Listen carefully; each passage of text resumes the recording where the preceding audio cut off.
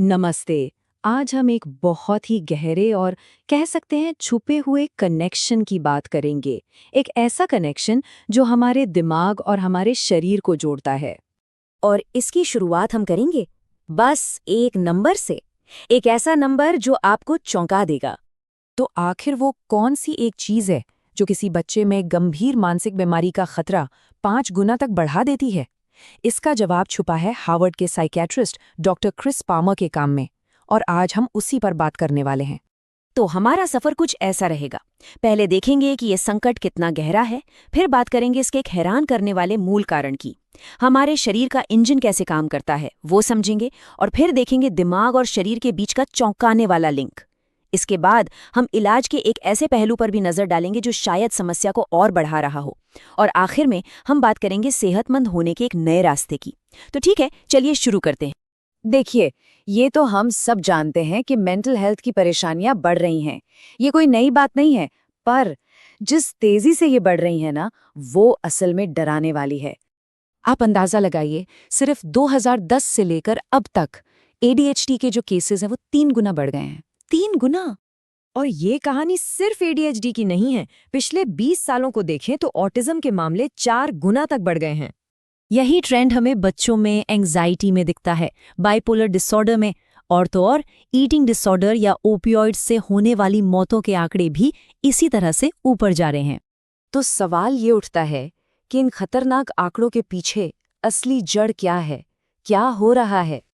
अब देखिए, हम अक्सर सोशल फैक्टर्स या जेनेटिक्स की बात करते हैं। ट्रॉमा, अकेलापन, हाँ, ये सब जरूरी है, लेकिन ये इतनी तेजी से हो रही बढ़ोतरी को पूरी तरह से समझा नहीं पाते। जो डेटा हमारे पास है वो किसी और ज्यादा गहरी वजह की तरफ इशारा कर रहा है। और डॉक्टर पामा के मुताबिक वो वजह है मेटाबॉलिक डिसफंक्शन। मतलब हमारे शरीर का जो एनर्जी बनाने का पूरा सिस्टम है ना, उसमें आई गड़बड़ी। अब आप सोच रहे होंगे, मेटाबॉलिज्म, इसका भला मेंटल हेल्थ से क्या लेना देना? इसको समझने के लिए पहले ये जानना जरूरी है कि ये मेटाबॉलिज्म आखिर है क्या चीज। देखिए, मेटाबॉलिज्म का मतलब सिर्फ वजन घटाना या बढ़ाना नहीं है। ये वो प्रोसेस है जिससे हमारा शरीर खाना और ऑक्सीजन को एनर्जी में बदलता है। यही एनर्जी हमारे सेल्स, हार्मोन्स और दिमाग के न्यूरोट्रांसमीटर्स बनाने के काम आती है। मतलब यही वो चीज़ है जो हमारे शरीर और दिमाग दोनों को चलाती है। डॉक्टर पामर इसे समझाने के लिए एक बहुत अच्छी मिसाल देते हैं। वो कहते हैं कि मोटापे को एक बीमारी की तरह मत देखिए, इसे एक लक्षण की तरह देखिए। जैसे किसी घर से धुआं निकल रहा हो, तो असली समस्या धुआं नहीं, बल्कि घर के अंदर लगी आग है। यहाँ मोटापा वो धुआं है और अंदर की आग है बिगड़ा हुआ मेटाबॉलिज्म। तो ठीक है, ये कनेक्शन तो समझ आया, लेकिन इसका सबूत क्या है? क्या कोई पुख्ता सबूत है जो ये साबित करे कि शरीर का मेटाबॉलिज्म सीधे दिमाग पर असर डालता है? जी हाँ, और सबूत बहुत जबरदस्त हैं।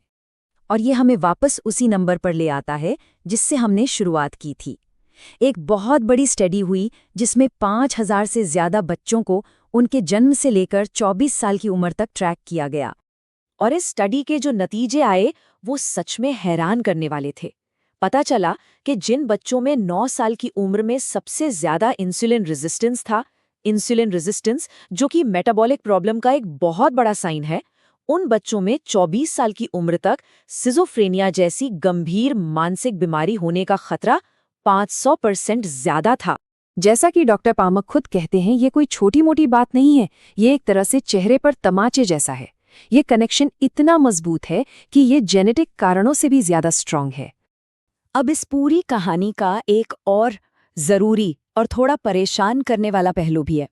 वो ये कि कई बार मेंटल हेल्थ के लिए जो इलाज दिए जाते हैं वो शायद असल समस्या को और भी बिगाड़ देते हैं।